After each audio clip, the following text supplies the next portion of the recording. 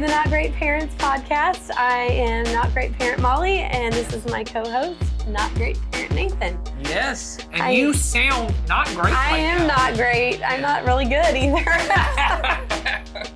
I've been sick. We went on vacation, and picked up something along the way. Yeah, that's how it goes. But you're good enough because we were behind on recording to say, hey, let's try and knock something out. Yeah. So if it sounds at any point like Molly is doped up on it's probably because I am. Yeah, cold and sinus medication.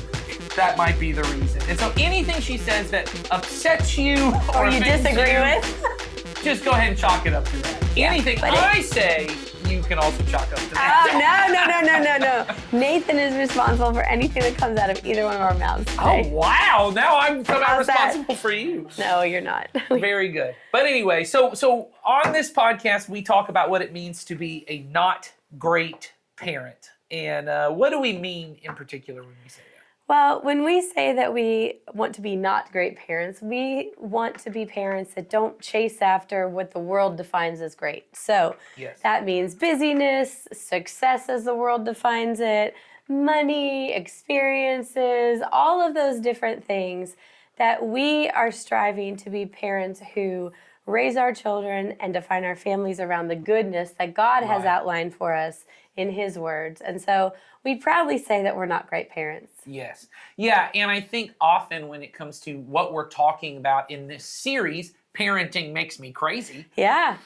When we talk about things like mental health, I think often for people, what greatness looks like is this idea of I'm going to live a life where I never feel down. Right. Or I never feel a little bit of, anxiety is such a loaded word these days. I never feel overwhelmed, or I never feel... or any kind of concern about anything. Out of control in any way. It's like I'm constantly living on cold and sinus medication.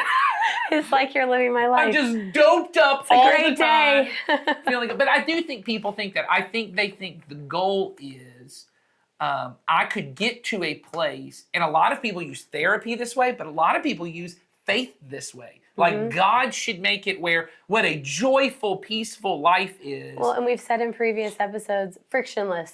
Frictionless life. That what they think it means is that nothing really bothers me too much. Nothing really makes me too sad or too upset. One of my girls said, I asked them the other day because they were feeling upset about something. And I said, and I said, something about, are you feeling sad? And they said, yes. And I said, why does that make you upset? And they go, because I don't want to feel sad.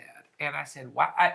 This is just how I again. I said, what a terrible life that would be if you never felt sad. Yes. And they were like, what? And I said, and I think all of us would understand there are things in this life that should make me sad.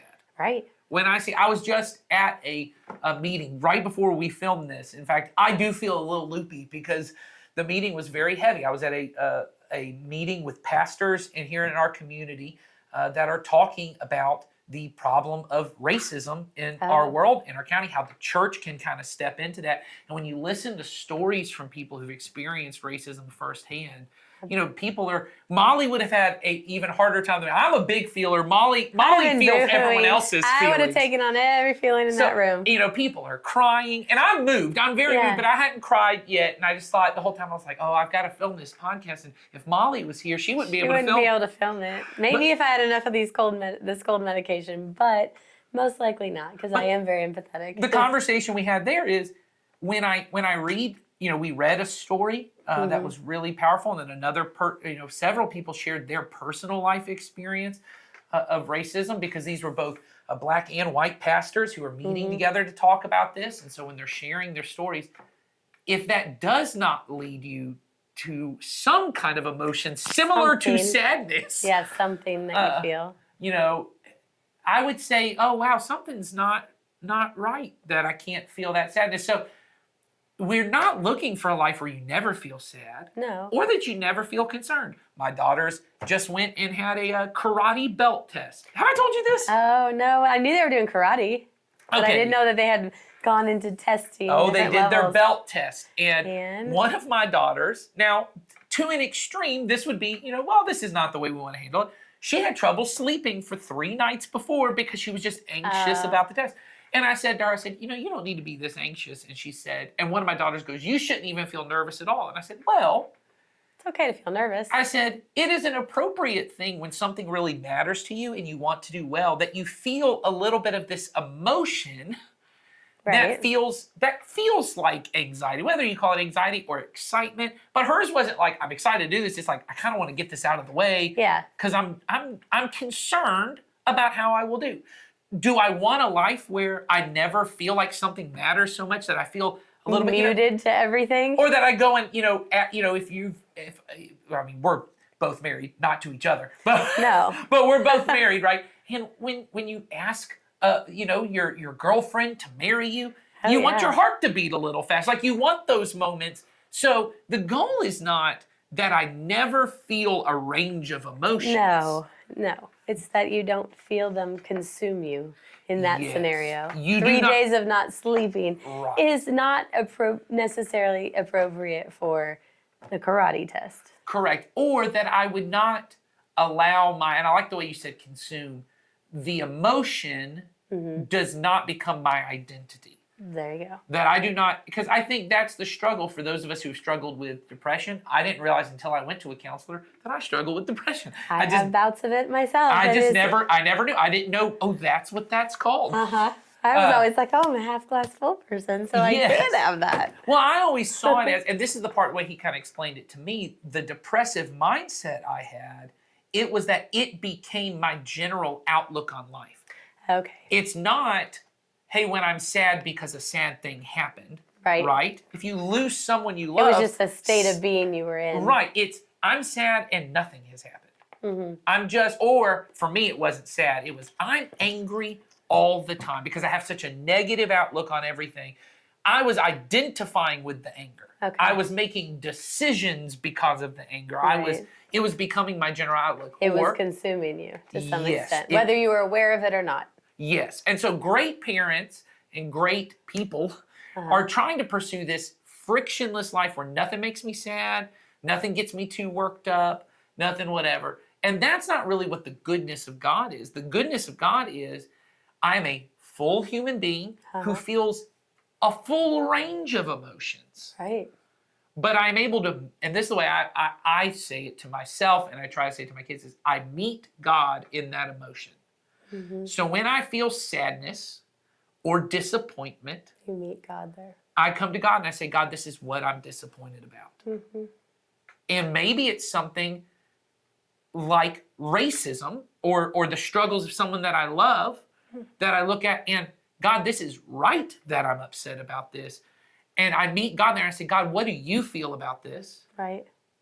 And God, what are you calling me to do? And God, what can you do about this that I can't do? But then other times I'm disappointed. And the reason why is because I had a unrealistic expectation of people in my life. Yeah. Common. Yeah, oh, absolutely. And then I come to God and say, I'm really disappointed he didn't do this. Or I'm really disappointed she didn't do this. And when I pray and talk with God, I go, can you help me to see this from their point of view? God, can you, whatever it is, whatever right? it is. But I want to be able to feel the whole range of emotions. God, and so that's what I told my daughters about the karate test, God, I really want to do a good job, and I'm nervous that I won't. Mm-hmm. Instead of saying, God, make me do a good job, Right. which is what most of us do. Right. You go to God and say, this is where I'm at, Yes. and how would you want me to move forward in this? Well, and would you help me? Because we're doing it together with God. So it's asking Him Yes. into your emotions, saying, this is what I'm feeling, and God comes alongside with you to work through that.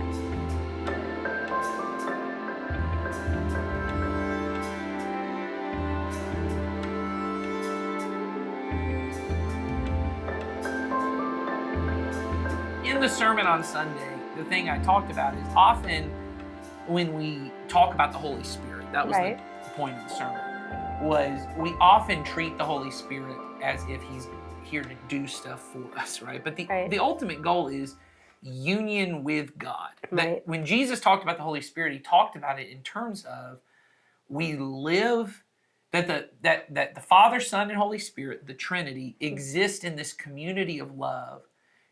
And the goal of life is that Jesus says, just as I am in the Father and the Father is in me, you too can be in me as I am in the Father. He's inviting us into this community of love. Right. So that's the goal. The goal is not to have a frictionless life. The goal is to have life with God. Right. Which encompasses all those things. Right. And the goal is in every moment, as I'm filming this podcast and I'm talking with Molly, and I'm feeling guilty for For what? all different things that have happened. As you start to Wow. we are both barely making it through this episode. Are you taking my medicine too? I don't know what's going on. All right. No, but I know what you mean. As we're sitting here, no matter what feelings we're having. I'm trying to bring God into this moment. Right. I want God to be a part of whatever this is. But the problem for many of us is I am trying to get God to fix the situation. And so most of my prayers are, God, help me do well on my belt test. Mm-hmm. You know, and I always used to think that when my brother played baseball, and, you know, he played on a Christian baseball team, which what all that Christian means. travel team means that they just didn't play on Sunday. Yes, it means they don't play on Sunday and that they have to pray before the game starts. And what they have to pray is help us win this game, as if the other team is not praying the same thing. Gosh. Which one's God going to, and is it a sign of God's approval that when your team wins? The undefeated team is in God's favor. Right. Instead of praying, God do that, or even the thing people try and trick God into is, God help me do my best. Oh, yeah. Which still means I want to win. Yes. What if I pray, God, I really want to do well on this. God, would you help me to be okay with whatever happens? Yeah. God, would you help me to maybe, you know, play in such a way that I honor you in everything I do? If I can bring God into it, that's a different goal. That's a good goal for my life. Mm-hmm. And I think when it comes to our mental health and when it comes to our parenting and our own mental health, we have to be able to meet God in whatever is going on mentally with us, emotionally with us. Yeah, good and bad. I mean, I think we often go in the bad, right? Things we perceive as bad for a rescue. Yes. And when things are good, we maybe do a quick thanks or, you know, hey, God, thanks for making it the way I wanted it. Yes. But really, we should be having an invitation to him at all times to invite him into wherever we're at.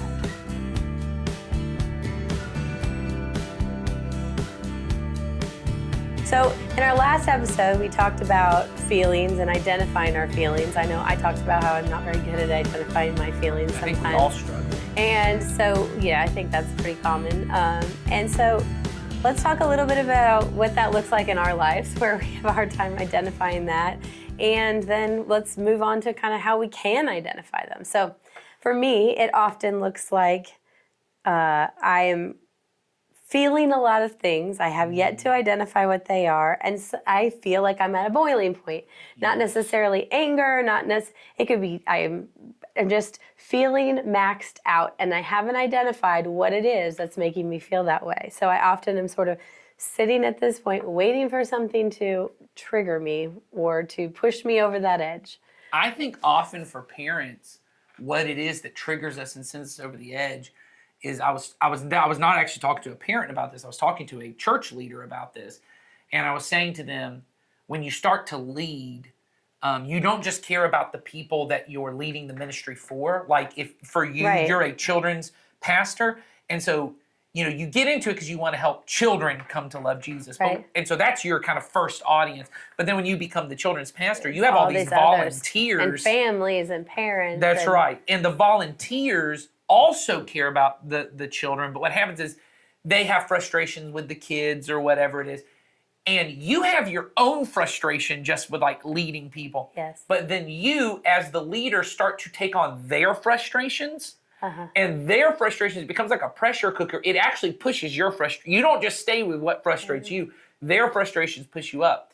And I think with parenting, it's the same thing, which is you already have ordinary stresses of going to work, dealing with, you know, your friends, and, you know, if you're married, your spouse, and, you know, there's conflict that comes with all of those. All the responsibilities of just being an adult and a parent and making sure that you're financial stuff. Yes, or planning for future things. So all of that's this level of stress. Right.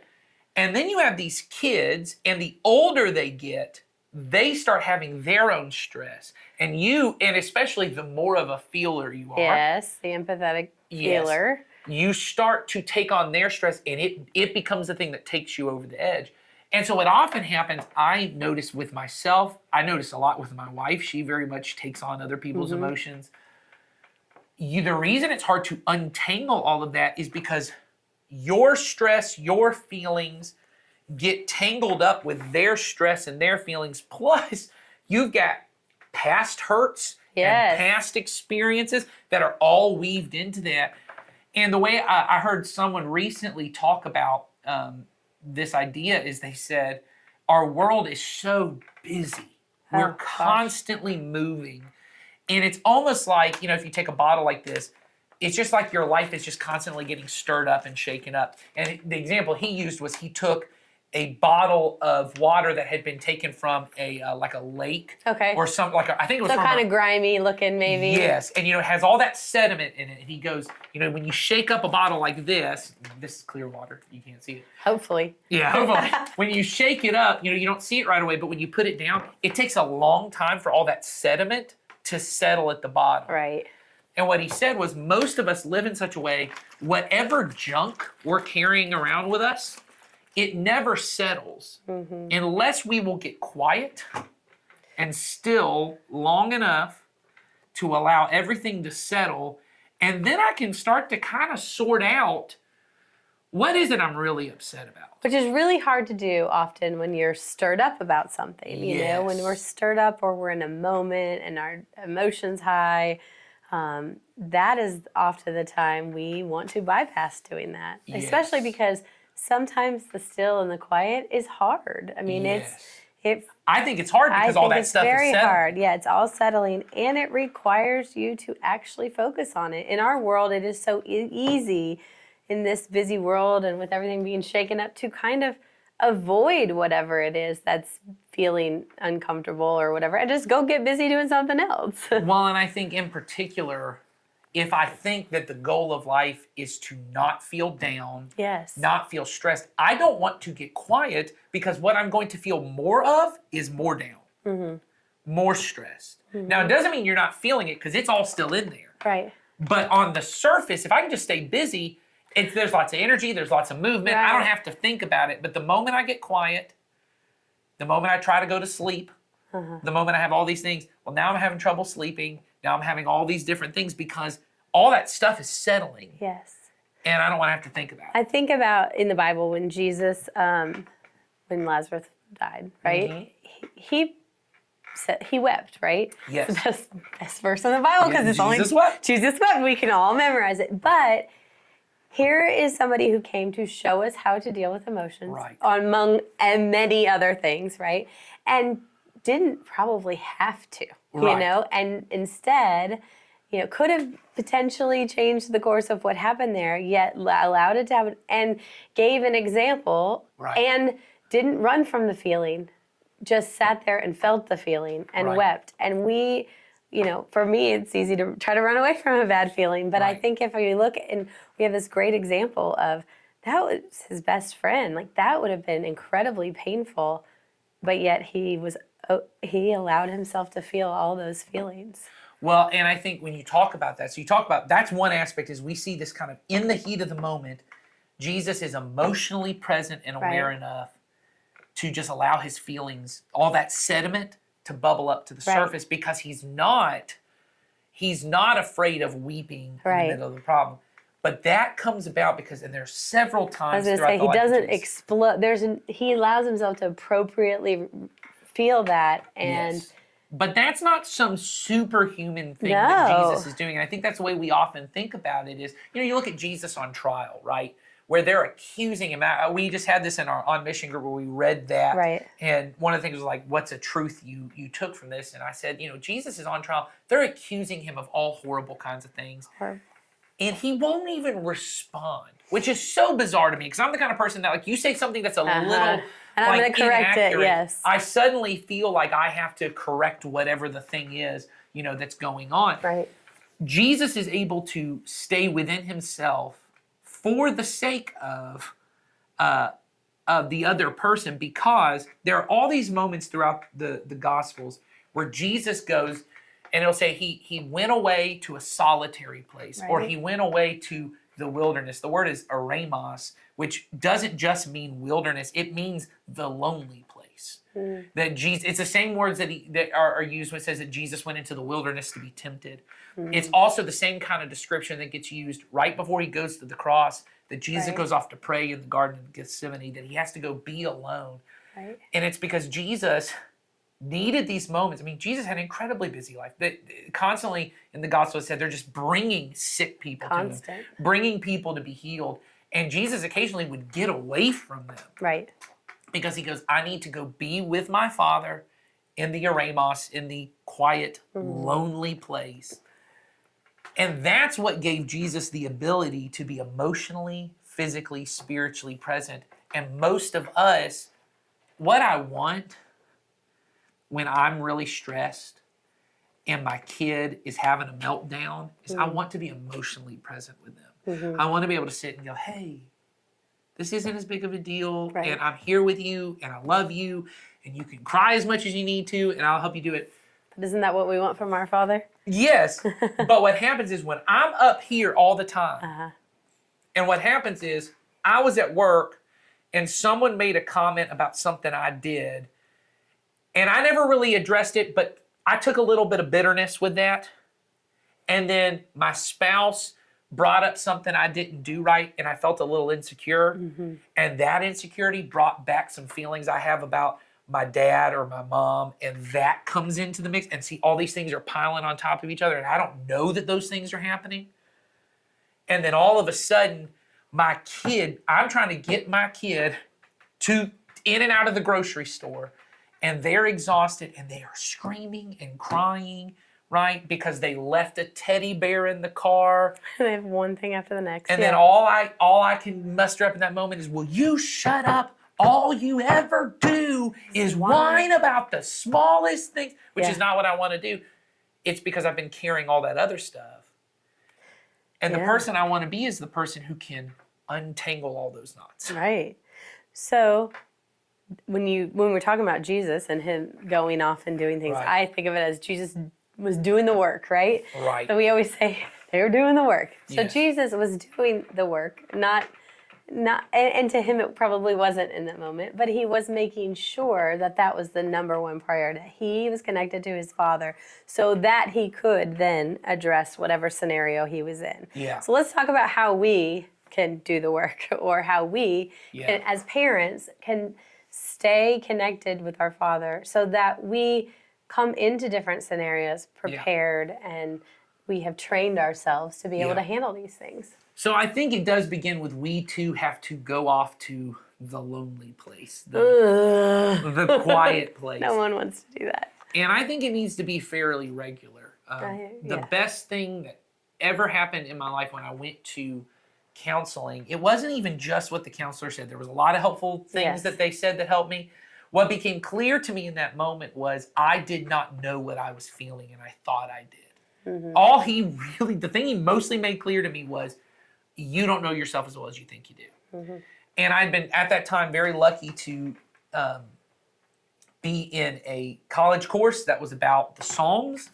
And I read several books about praying through the Psalms and this idea of just going off and kind of being honest with God and praying through that. And I read this book in, not that time, it was a little later, but I had set up during that time this long extended quiet time. And this was before my kids were very old. And in fact, we hadn't even taken our 3 girls in yet that we adopted. So it was just our firstborn daughter in the home with us.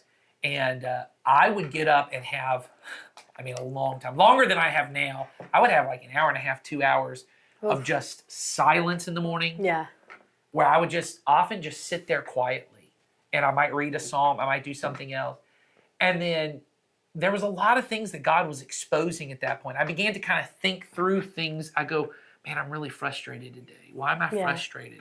And then I go, no, I'm not really frustrated. That's not right. What am I feeling? And I go, well, I'm mad at this person. Why am I mad at them? Well, they said this. Why did that upset me? Oh, it's because I felt disrespected by them. Okay, I felt disrespected. Is that what's upsetting me? And I go, no, that doesn't sound right either. You know what it is I really want people to admire me. I really want people to only think that I am capable and strong and admirable, and that they almost are impressed by me. Mm-hmm. And then I go, well, Is that what you want, God? yeah. Well, and ultimately what I want is is impress. This is the way I say it. And I think we have to struggle with this sometimes. I'm not saying there are bad emotions, but I may have motivations that are not godly. Right. The motivation to have everyone impressed by me as if I were the Son of God himself. Right. That's the brutally honest way I had to say it. I just want people to think I'm Jesus. Right. I'd really love it if people thought I was Jesus. And I know many people who listen to this probably had that opinion of me as well. Yeah, I really. know. I was like, are you about to say, I know many of you think I am? No. Not that they think I am Jesus. No, the that opposite. They think I think you I'm think Jesus. you are. I know. That's why I was laughing. Even in that, there's a way of, I don't even want to say that because that's the great defeat, right? That's what people think. And I would have to sit in that quiet and say to God the thing I didn't want to say, which is, God, I do kind of want people to think I'm Jesus. Yeah. And not like, wow, Jesus is really seen through him. Almost like, this guy's almost godlike. Yeah. This guy's How does he do what he does? Yeah. But saying it, opening up and saying that ultimately creates a closeness between you and God, because you have I'm allowing him to meet me in the truth. Right, you're allowing him to meet you in the truth, which he knows the truth anyway. Yes. He's giving you the opportunity to say the truth in a way that's so loving and so connected to him, and that he's not going anywhere. Yes. And it's hard to find those quiet moments to do that, but you have to prioritize. You have to figure out. And I don't think it has to be an hour and a half, 2 hours. Because even now that my life, I've got older daughters and they're getting up earlier and all that kind of stuff. So I don't have the extended, but I still always have about 30 minutes where I'm not required to do anything. And I'm up before. Now I do it before my family gets up, and I'm quiet with God. I may read a little scripture, and then I try to have no inputs. Right. And the one practice that I do that I think is kind of helpful, I got from this book called Holy Noticing. And the idea of this book, you should read, it's great. It's actually a lot about brain development. As a pastor who got really into neuroscience and looked at the way our brains develop, but also spirituality, and kind of brought them together. And what he came to is, one, how important controlling your breathing is, just in everything. Even therapeutic techniques would tell you, take deep breaths, get very centered in all of that. And he talked about there's this long historical tradition of breath prayers in Christian tradition of connecting with God by really focusing on our breathing, being present in this moment. But he takes this acronym for breath, right? And he kind of walks you through 2 to 5 minute prayers on each one of those letters that help you to become present to God in whatever you're feeling. So BREATH. Right? I had to look at the thing to make sure I spelled it right. That's what you're laughing about. I am laughing at the fact that your eyes were like, I'm getting this right. B. Jesus would have spelled it right. Just kidding. Probably not. He didn't speak English. I know, probably not. But so anyway, okay. So the first one is B is your body, and so what you do, and this is how I try to do it. I start by just first slowly taking deep breaths in, deep breaths out. And then I just try to be very present in this moment to what my body is feeling. And I know this is very weird to many people, but I think it's very helpful. Where am I carrying stress in my body? And what I notice is I carry a lot of stress in my shoulders and my neck. Like right now, I just had a stressful day and I can feel it. I have tension all down my neck. I carry it in my head too. So you feel it in your head. You sit there. And my hands. So what I realize is my hands are very, very much something that I either tense or I fidget with, or there's always something going on with them. So I actually try, when I'm in quiet moments and with God, I just turn my hands upward. It helps me a lot. I just turn them over. I don't do anything with them. I just turn them over instead of having them, because when they're turned downward, I'm often pushing on my legs or doing something. But when I turn upward, they're just dead. They just kind of are not happening. Well, that's good. So this might be a place for you to do a prayer posture. Maybe it's something where you want to lift your hands Once up. I do that, I can become aware of the rest of my body, because otherwise I'm only aware of my hands. Well, and there then may be things, you may have pain in your body, and before you can move on to anything else, you want to say to God, I have this pain, would you heal this? Yeah. Would you meet me in this? maybe you have a health concern. And every time that you start to focus on your body, you really just bring that to your mind. You say, God, meet me in this. You're not even really asking for anything. God knows what you want. So you're just trying to say, God, I am thinking about this. If you have a health concern, you may not even be aware how much you're thinking about this health concern, but your body is kind of like protecting it, guarding it, all that kind of stuff. Or if you're like me and you're a very vain person, I suck in my gut more than I would like to admit. Okay, I mean, yes, right. It's not a safe place on the internet. It's totally safe. No one I'll can never say make anything. fun of it. Nothing happens in the comment section. Nothing happens. Yeah. But in that moment, I become aware and I go, God, I'm sucking in my gut because I really want people to be impressed by me. Yeah. And I'm getting older. Right. And I'm becoming aware that my body, I'm trying to be as vulnerable as I can. My body is not as beautiful as it once was. I know. I'm laughing too because I think the same thing. And I have to say the same. And some of you are like, I don't know that it was ever beautiful. Well, but it's okay. My relationship with my body is not as healthy as it once was because I maybe nitpick at those things. I carry those things. Or I care about those things in a way that I did not care about before. And so I sit with those and I say, God, meet me. Let me know I'm okay. That this is so that's your body. The second one is R. It's your relationships. And for those of you who do our On Mission groups, you're kind of actually aware of this. This is where the group that I lead that kind of came up with this idea of the relational orbit, as we said. Which we brought up before on here, I think. Yes, we used this prayer technique as a way of kind of originating that. Right. You think of concentric circles of the people who are closest to you, and then a circle out, and then a circle out, and a circle out. And you just, once again, you don't pray for those people. And I know that may sound weird. You can pray for them at another. And I do. I pray, verbal prayers for the people in my life. But all I'm doing is I'm bringing before, so in my mind, I sit there and I just bring my wife in my mind, right? Besides Jesus, she's the closest somebody person. In your orbit. She's the closest person to me. So she's the very first person. And I allow whatever feelings are there. And sometimes something comes up and I go, oh, I'm a little disappointed by something I thought she was going to do that she didn't do. Or I'm a little frustrated by this. Or, man, I'm just so grateful for her. Or, man, I just feel so much joy. Whatever I feel, I bring that before God. And I think about my kids. I think about my coworkers. I think about my friends. You go all the way out. Right. Once again, about 2 to 5 minutes. You don't have to hit everybody. And you allow whatever those things are within you, that sediment, to rise to the top. And you kind of hold it before God and you say, is there something there?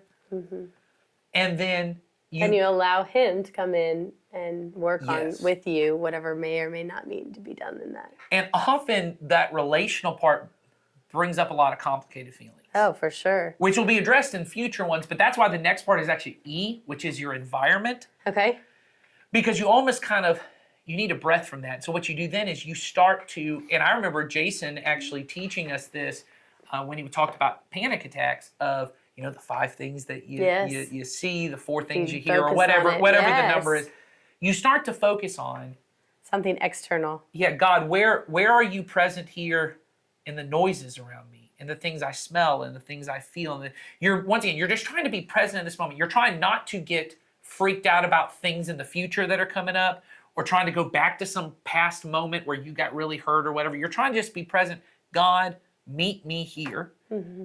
Then you move from that to A, which I hate. It's afflictive emotions. It feels like emotion should be the E. It does. But this is where, throughout this process, when I've thought about maybe my insecurities about my body, or my fear about a health concern, things that affect you like that, or a relational thing that has come up, right? At some point, something has now risen up, and there probably is some emotion that is afflicting me, like a pain to me, right? Well, like if you're frustrated with somebody. Yes, or I'm insecure about something. Yes, the way you respond and react to that person may be different and probably not as God-honoring as it should be because you're wrapped up in that afflictive emotion. So I'll say one I'll say one, once again, just to be vulnerable here. Okay. That bubbled up for me while I was doing this the other day. In my relational one, a person, one of the other teachers, I won't say which one, they can decide, Jason or Ed, which one I'm talking about. One of them had written a sermon, and they sent it, and it was really good. Ah. And I first was like, man, I'm really thankful that was good. And then the second thought I had is, what if everyone thinks they were better than me? Well, What if they all thought he was more impressive in his sermon than I was? So that afflictive emotion starts to rise up. It's insecurity. Yeah. It's it's not even a negative thing, but at first it feels like a negative thing about that person. Right. Yes. And then I go, why am I seeing this brother as a threat to me? This is a brother in Christ. Yes. Why am I thinking of them as a threat to me? Right? This is someone I love and I care about. Why does what they do well threaten me? And so then I bring that before God. And I just say, God, I feel threatened. I feel insecure. I feel this. And I just hold it for him. I don't even tell him to do anything with it. Stating it, you're acknowledging it. I'm just acknowledging it. And then you move to T, which is your thoughts. Right? Your thoughts. And so I start to go, what thoughts are leading me to this afflicting emotion, which is maybe if people really respect and admire this person, somehow that takes away from their respect and admiration for me. And whether that's even true, maybe it does. Yeah. Is my worth based on what other people think? What other people think about this person? Yes. Or what they even think about me, And then I'm able to go, what is the true thought that I want to hold? Right. Which is, I have value in God's kingdom, and this is a brother I love, and I'm very proud of what they're doing for our church because I think what they're going to say and speak is going to be helpful to people in our church, and I want to honor that. Which then goes to the H, which is your heart. And it's your will is really what it is. It's your so often we think I am my feelings, right, or I am my thoughts. But the thing that really is most true about you isn't those two things. It's your will.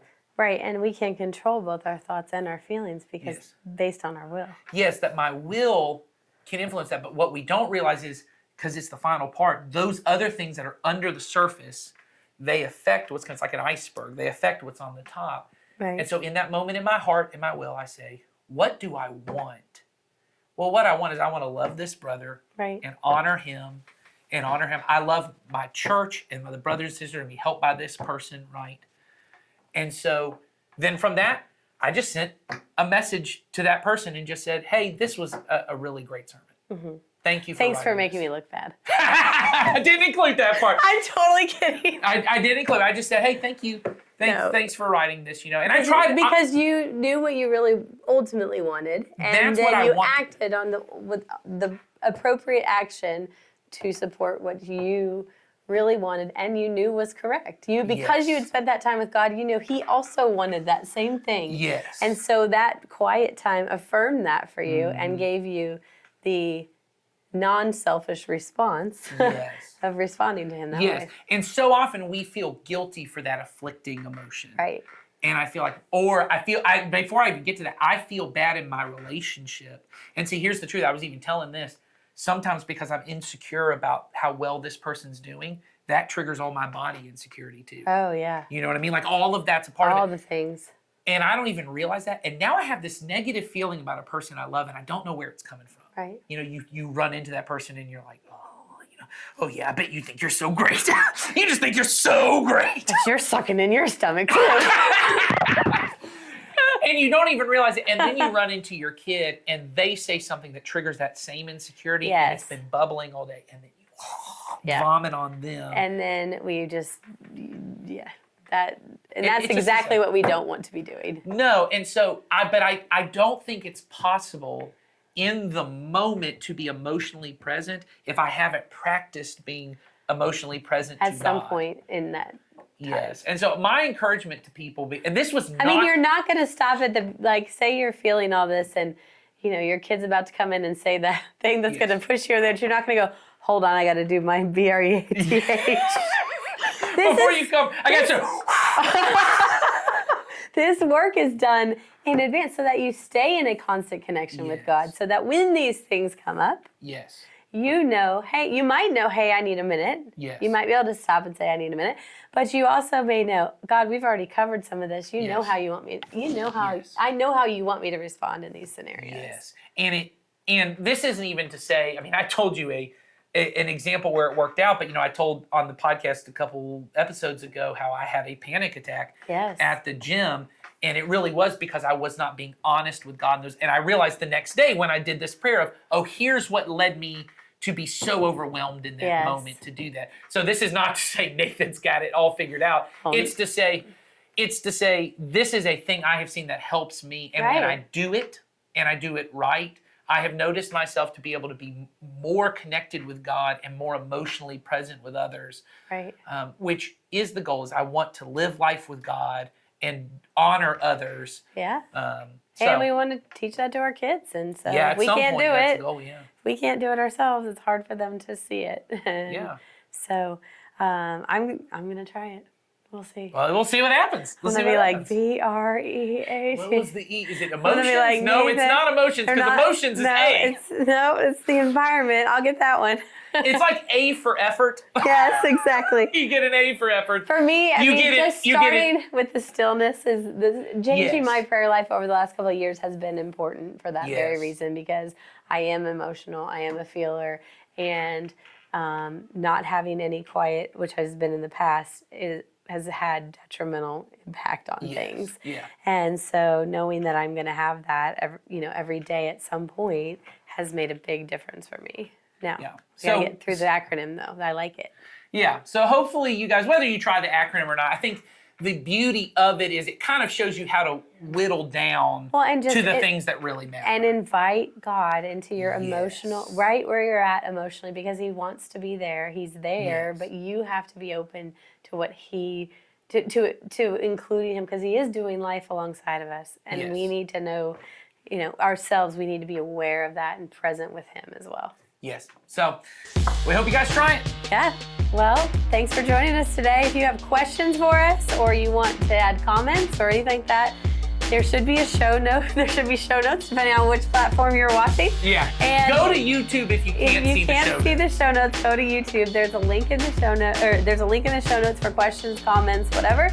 And we love to hear from you guys. So feel free to click on that. Otherwise, we will see you next time when we'll be talking about some more crazy. Yeah, that's right. Tell us what makes you crazy. All right. Have a great one. Good one. Oh, yeah.